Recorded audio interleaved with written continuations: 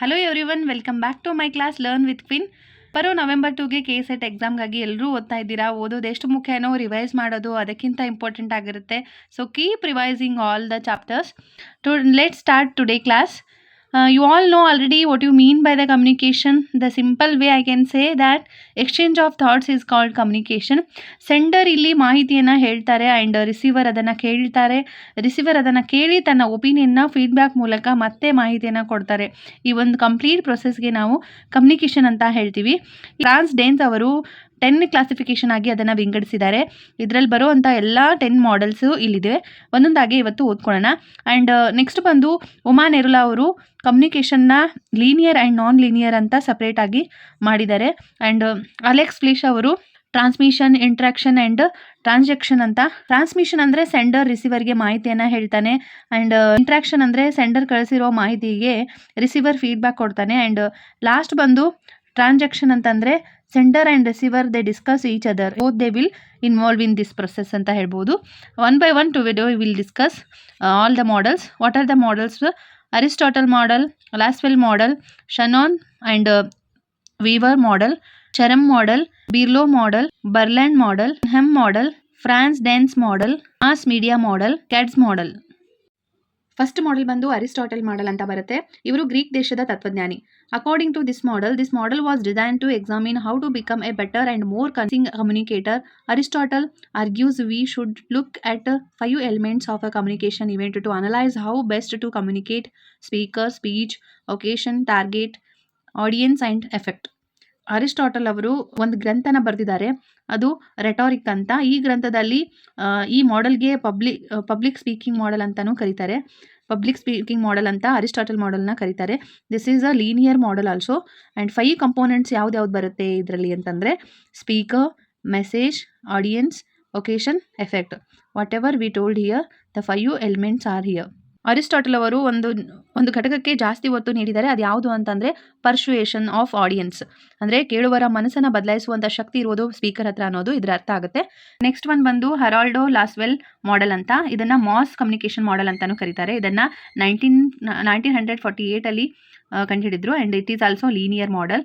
ಇಲ್ಲಿ 5 ಕ್ವಶನ್ಸ್ ಅಂತ ಬರುತ್ತೆ. This model tries to understand a communication event by asking 5 important questions.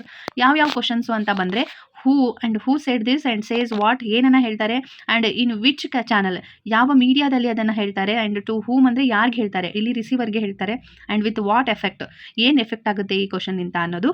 ಇದೆಲ್ಲ question Herald ಲಾಸ್ವೆಲ್ಗೆ ಸಂಬಂಧಪಟ್ಟಂತಹ ಕ್ವಶನ್ಸ್ ಆಗಿರುತ್ತೆ. 5 questions are very very important.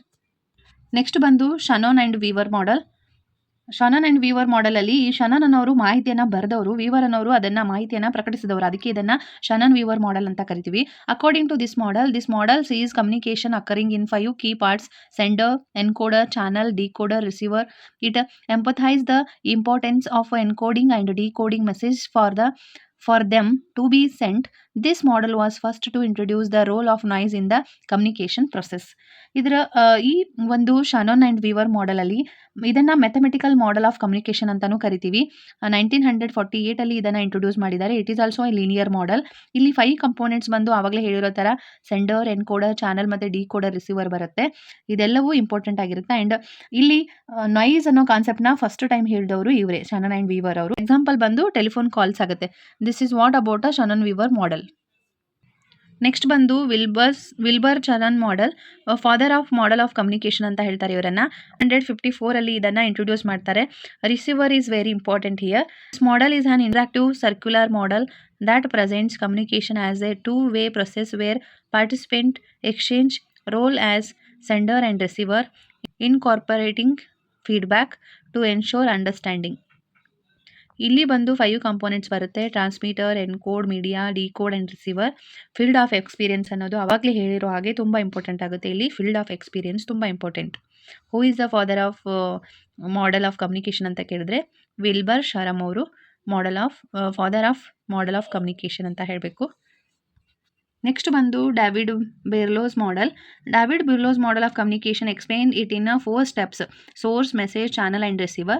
The unique aspect of Berlow's model is that it gives a detailed account of the key element in each step that will affect how well the message is communicated.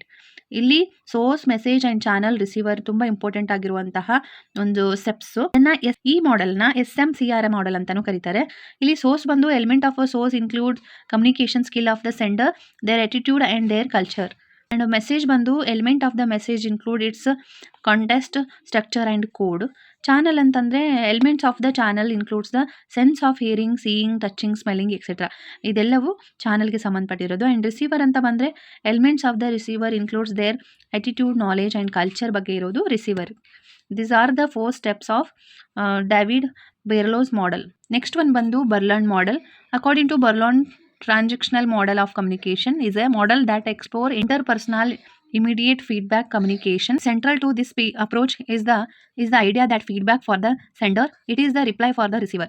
This model also highlights the role of cues in impacting our messages. Barland highlights the role of public cues which are environmental cues and private cues, which are a person's personal thoughts and background. With this emphasis on cues, Barnard's model highlights the factors that influence what we think and say.